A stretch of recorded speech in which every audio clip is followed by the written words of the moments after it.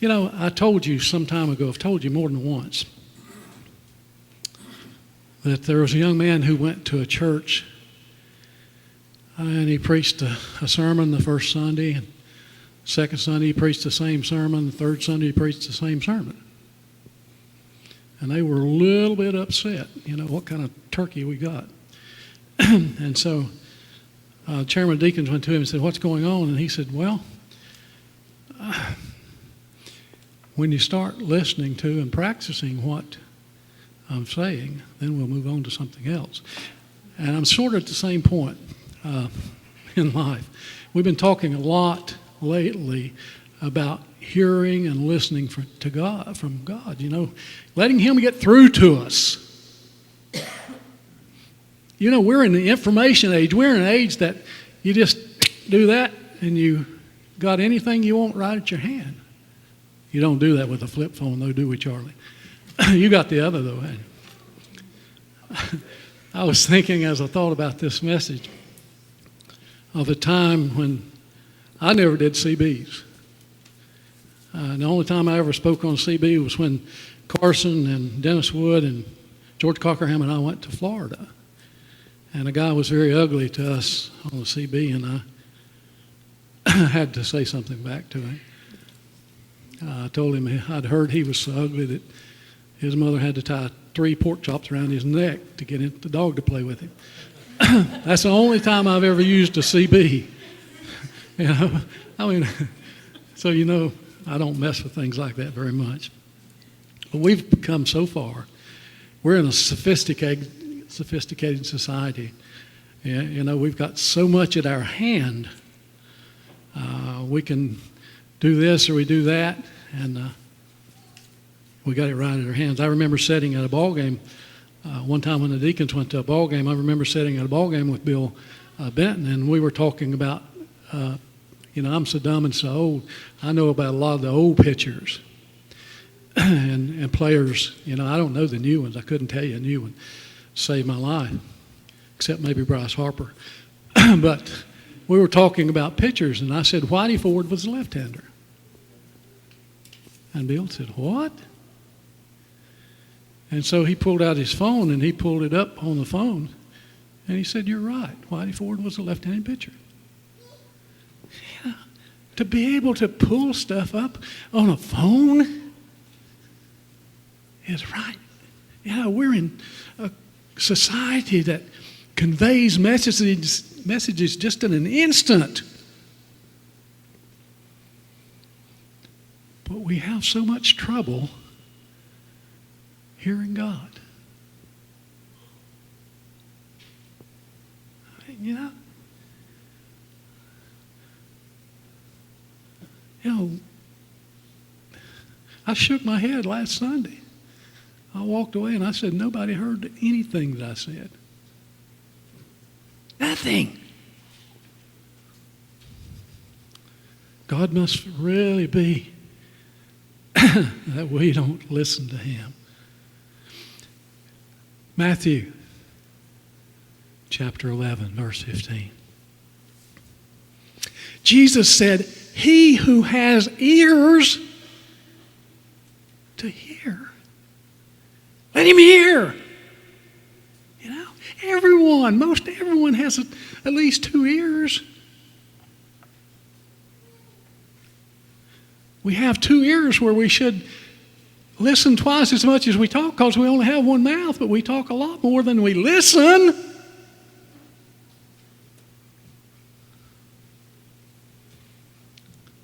You know, I shake my head. We don't hear God. God is speaking all the time to us, and we don't hear Him. You say, well, why don't we hear Him? And I wonder that myself. And, you know, one of the reasons we don't hear God is because we're so separated from Him. You know, if I go out on the front step of the church and you're down at the post office, and I don't care how loud I holler, you're probably not going to hear me. And why are you not going to hear me? Because there's too much distance between us. And that's one of the reasons why we don't hear God. There is too much distance between us and Him. We should be close enough to Him that if He whispered, we would hear. But yet,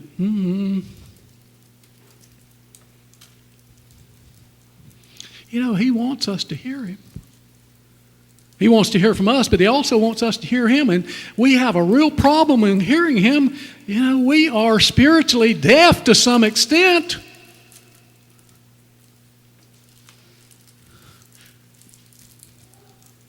We'll do anything in the world we can to make sure that we can hear someone else. We spent thousands of dollars to make sure you could hear me. But we won't even read the Bible to make sure we hear from God, will we, Feeney? Yeah.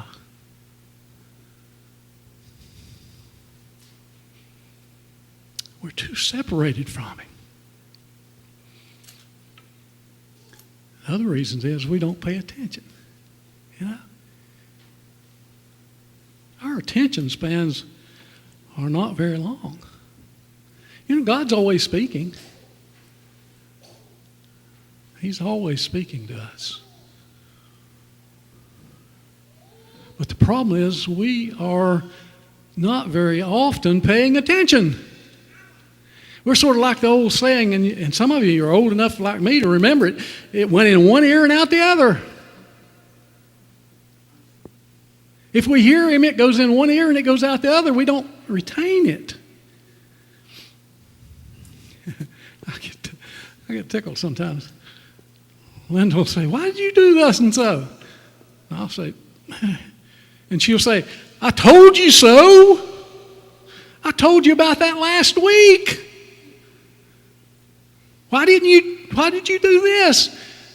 And she may have told me that, but it didn't register because I didn't hear it because I wasn't paying attention. I was thinking about something else.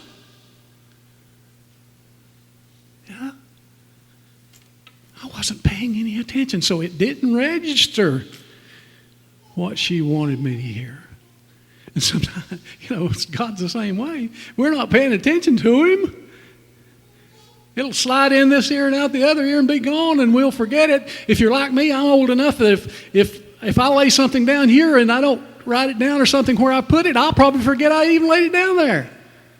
And the same way if I'm not paying attention, it'll slide through that ear and out the other, and I didn't even hear Him because I wasn't paying attention. But a third reason we don't hear God is because there's some interferences in the process. If we have, sometimes I hate cell phones, You'll try to talk to someone, and if you're not in a good area, you'll get some interference, and you'll not be able to hear exactly what they said. There's interference on the line somewhere in the process. You're not close enough to a tower, or you're not close enough to this, or you hit a dead zone and you miss it. And some form of interference causes the message not to be conveyed the way it was supposed to be conveyed. And this can happen to us as Christians too, you know that.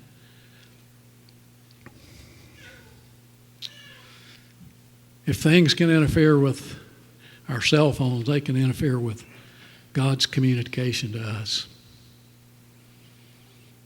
We even get so wrapped up sometimes in our own lives, our troubles and our trials and our problems, that we don't hear Him. We are not listening to Him. We're thinking about what we're going through. And so we miss it. And then there's one big thing that hinders and keeps us from hearing God. It plagues all of us. You're good people, but I guarantee you it plagues you. It does me. And that's sin.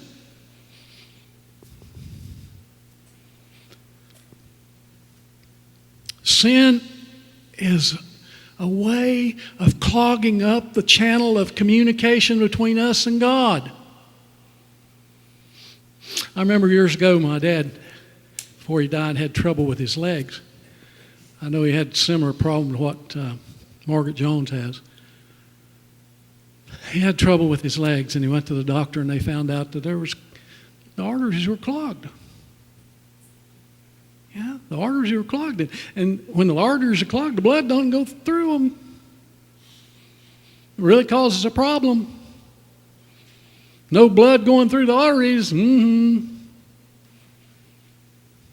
They start chopping off things, you know.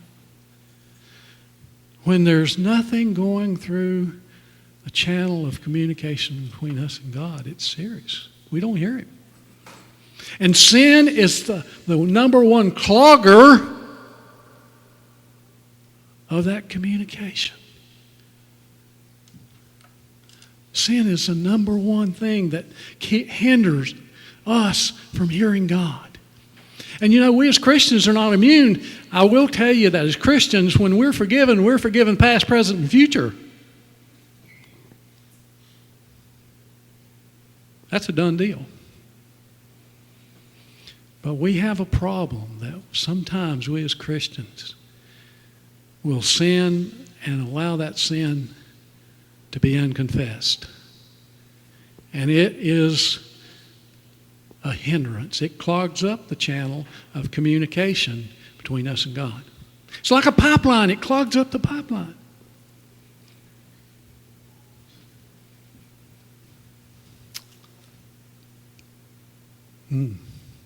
It's not until that pipeline is cleaned out. Ken, you've done a lot of plumbing in your lifetime, haven't you? A lot of plumbing. And you've seen pipes that were clogged, haven't you? You've seen pipes that were clogged and hindered the flow. And when that flow is hindered, nothing can happen constructively until that clog is taken care of.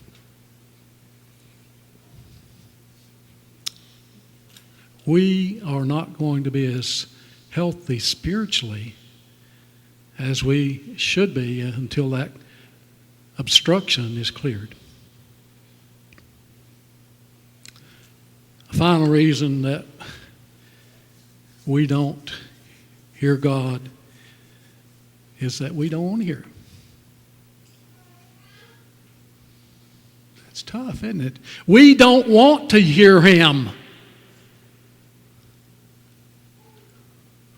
You know, we sometimes are a stubborn and a rebellious people.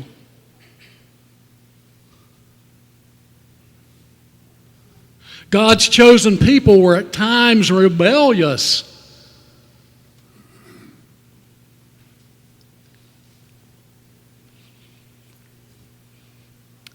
I know years ago, some of you are probably not that old and probably haven't done it. Have you ever worked a mule?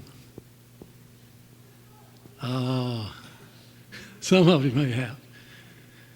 And you know as well as I do, when a mule doesn't want to do something, you can't make them. They're not going to do it. And that's the way we are sometimes. A little stubborn, a little rebellious.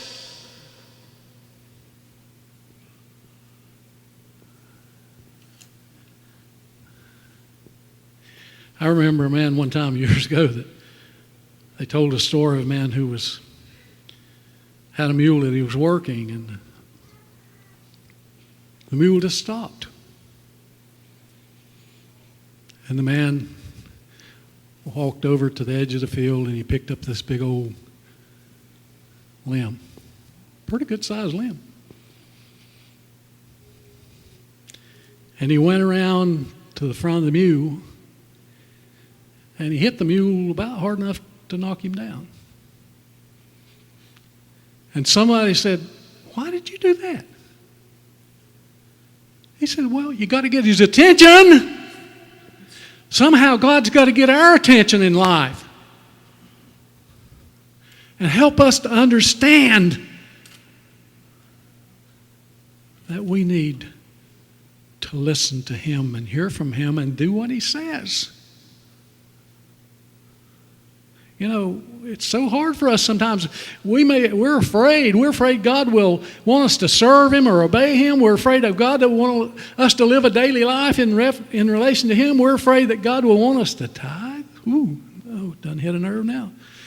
We're afraid that God will want us to use our gifts and our talents. We're afraid that God may want us to be involved in the ministry at Marbury Baptist Church. Ooh. We're afraid that God may want us to give up our pet sin. Devil's already working, isn't he? We're afraid that God may want us to pray and read our Bible every day.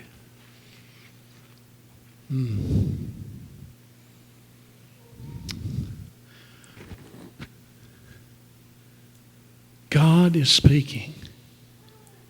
Are we hearing? He speaks to us in several ways. If we're not a Christian, He wants to speak to us and draw us to Him.